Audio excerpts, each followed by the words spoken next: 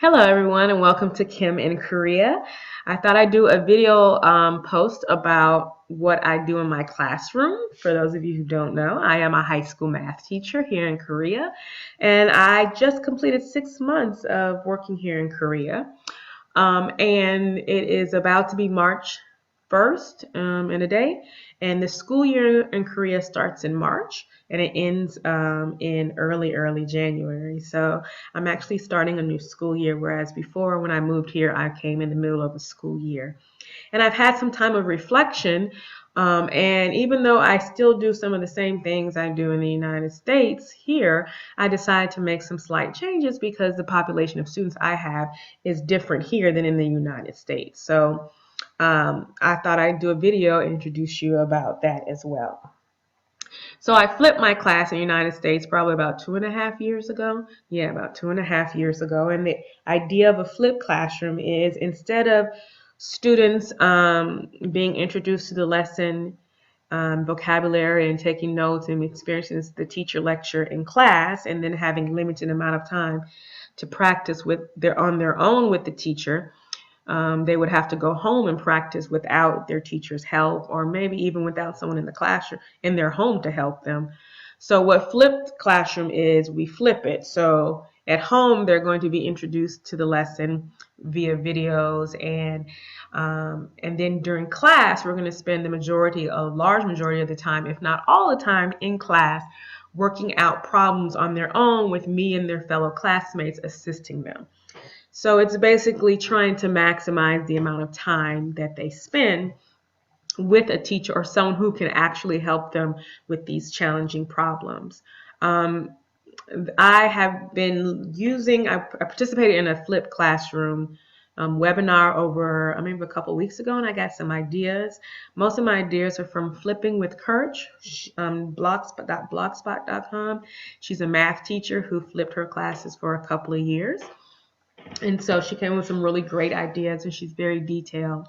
So if you really are interested in flipping a math class at the high school level, definitely check out her website, Flipping with Kirch, Kirch or SCH or something like that.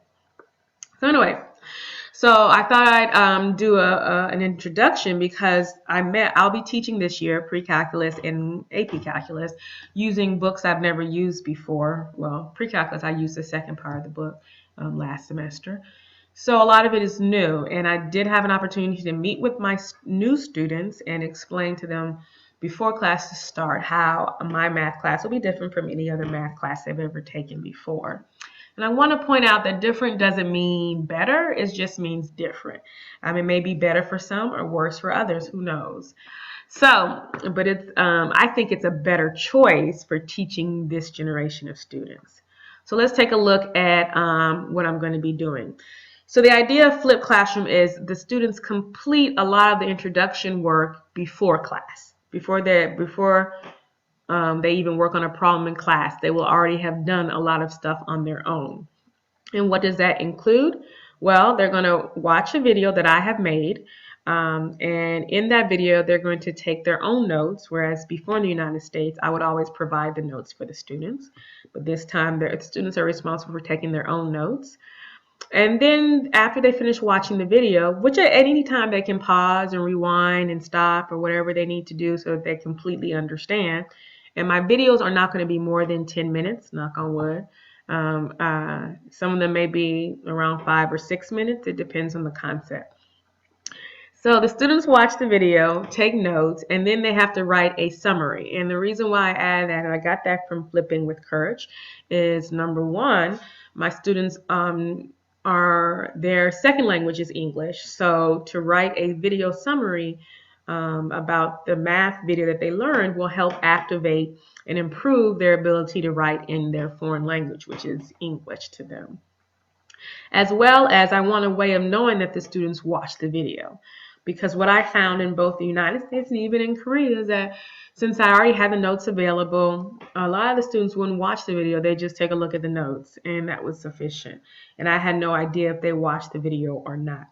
So after they write the video summary, they're going to go to this online Google form that I've created, and they're going to fill out the Google form, which asks them to complete the WISC. The W stands for watch. They're going to certify that they have watched the video. The S stands for summary. They're going to enter their written summary about what went on in the video, what they learned in the video. And then the Q is for a question. They're going to ask a question, either that they have or that they think someone else may have, or a future quiz question that they want to contribute. Okay? And they're going to do that before they even enter into class. So I will have that information. Then what they can do is I have assigned practice problems that I won't be collecting nor grading, but just if they want to practice on some problems before they get to class. So all of this should be done before class begins, okay? And if they do that before class begins, then life will be a lot easier, because when class begins, we're going to spend 2 days on this particular topic. And in the first day, as soon as they get into class, they're going to pair up with somebody, and they're going to review each other's summaries and questions, and hopefully answer each other's questions. And this is going to take about 5 minutes. I don't think it's going to take long. And if I, as the teacher, notice a consistent theme throughout all of the form responses for the summaries and the questions, then I might address it to the class as a whole. But really, the WISC review time is a time for them to get help from their peers, which is what they would do anyway if they had a question about something and they didn't feel comfortable asking me. And then they're going to take a video assessment. The video assessment is a few questions. It's going to take no more than 10 minutes for them to complete. And then they're going to work on a group assignment, a group practice. And that group practice may be a group discovery. It may be some more problems. It may be a notice and wonder thing where they have a picture of something and they have to write down what they notice and what they wonder, and then answer some questions about that. So it varies based off the topic. So that was what will take place on that first day. When they return to class on the second day, they won't have any video homework, but they can always continue working on the practice problems, rewatching the video, as well as maybe improving upon their notes. But then they're going to, on the second day, the beginning of the class, that second day, we are going to review the video assessment. I will have graded them and passed them back. And any questions they may have about the group practice, we're going to go over, and that may take 5 to 10 minutes. And then they're going to have the rest of the class period to work on an individual practice, which means I will assign problems to them based off their results on the video assessment. So not everyone will be working on the exact same problems. What will be graded is, of course, the WISC, and that will be a part of their video assessment grade. Okay, so it's kind of like a classwork. I mean, it's like a homework, but it's going to contribute and help out their video assessment grade. And then what will be graded will be the complete individual practice. That will be graded and contribute towards their grade. So they will be doing a lot of work, but not all of it will be going towards their grade book, but all of it will be beneficial. Then on Tuesdays, they will be tested on that particular skill. So the next Tuesday coming up, they will be tested on that skill. So if they finish day 2 on Monday, then on Tuesday they're going to have that test. And I test on Tuesday, so I looked at the calendar and I made a calendar, and they will be testing, if not every Tuesday, then every other Tuesday. So you might have 2 Tuesdays in a row of tests, and then a break, and then another 2 Tuesdays, or a Tuesday and another break. It depends on how the calendar goes. And that's when they'll be tested on it. And so that's how I'll be running my class. So I guess I'll come back up on here maybe, I don't know, a month later and tell you how everything is going.